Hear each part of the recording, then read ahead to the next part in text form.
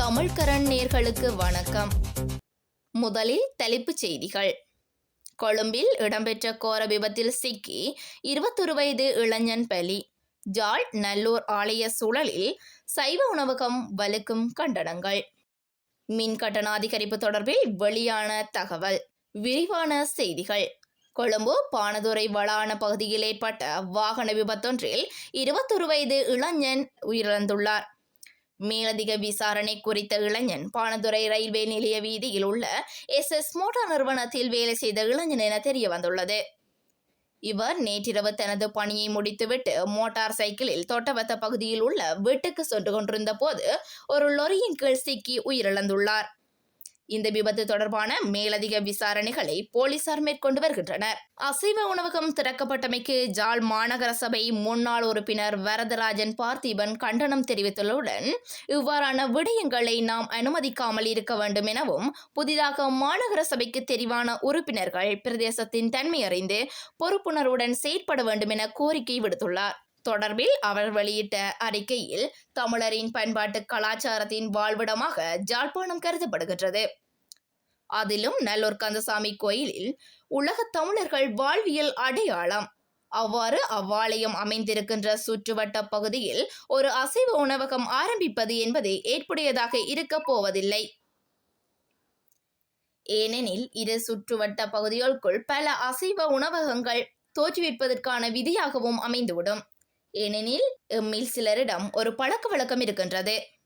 அவர் செய்கின்றார் தானே, நான் செய்தால் என்ன என்ற சிறு பிள்ளைத்தனம். அதே போல் அந்த கடை இருக்கிறது தானே, நாங்கள் திறக்கக்கூடாது என்ற கருதுகோள் ஆரம்பத்திலேயே கருவறுக்கப்பட வேண்டும். என்றால் நல்லூர் சுற்றுச்சூழலில் இவ்வாறான கடைகள் ஆரம்பிப்பதனை தடுக்க வேண்டும். அவ்வாறான சட்டங்கள், ஒழுக்கங்கள், தீர்மானங்கள் இருக்கின்றனவா என்று சிலர் கேள்வி எழுப்பலாம். ஆனால் அவ்வாறான சட்டங்கள் இயற்றப்படவில்லை என்பது உண்மை. ஆனால் அதற்கு அப்பால் அப்பிரதேசத்தின் தன்மை அறிந்து சில பொருத்தமான விடயங்களினை மேற்கொள்ள முடியும். அதற்கு ஒரு விடயத்தினை உதாரணமாக கொள்ள முடியும். அது ஜாதனில் ஜாழ் மாநகர சபையின் கொள்கலம் மற்றும் ஜாழ் மாநகர சபைக்கு சொந்தமான இறைச்சி கடைகள் எதுவும் வெள்ளிக்கிழமைகளில் திறப்பது தீர்மானத்திலும் இல்லை. ஆனால் ஜாழ் மாநகர சபைதான் ஆளுகைக்கு படுத்தும் பிரதேசத்தின் தன்மை அறிந்து அதன் மக்களின் வாழ்வியனை அறிந்து காலம் பின்பற்றி வருகின்ற ஒரு விடயம். இவ்விடயத்தினை எதிர்த்து ஒருவரினால் நீதிமன்றத்தில் வழக்கு தாக்கல் செய்யப்பட்டது. ஆனால் நீதிமன்ற பிரதேசத்தின் தன்மையறிந்து அவருக்கு சாதகமான தீர்ப்பினை வழங்கவில்லை. வெள்ளிக்கிழமைகளில் கொள்கலங்கள் போட்டு, இறைச்சி கடைகள் போட்டு என்ற ஜாழ் மாநகர சபை காலங்காலம் பின்பற்றி வருகின்ற நடைமுறை இன்றும் தொடர்கின்றன. இந்நிலையில் அதே ஜாழ் மாநகர சபைக்கு முன்பாக நல்லூர் கந்தசாமி பெருந்திருவிழா காலத்தில் முதலாவது உற்சவ கால வீதி தடை அமைக்கப்படும் இடத்தில் குறித்த சைவ உணவகம் ஆரம்பிக்கப்பட்டுள்ளது.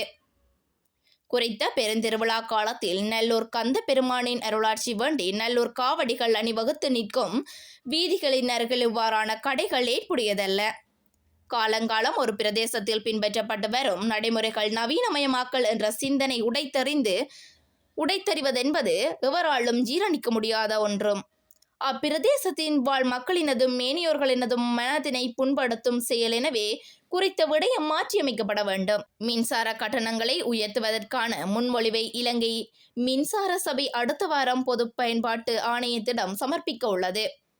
சர்வதேச நாணய நிதியத்தின் கடன் திட்டத்தில் உள்ள இலங்கை மின்சார சபைக்கான செலவு பிரதிநிதித்துவ விலை சமர்ப்பிக்கவும் அறிவிக்கப்பட்டுள்ளது. தற்போது தெரிவிக்கப்பட்டுள்ளதன்படி மின்சார கட்டணத்தை 33% அல்லது அதற்கு மேல் அதிகரிக்க முன்மொழியப்பட்டுள்ளது.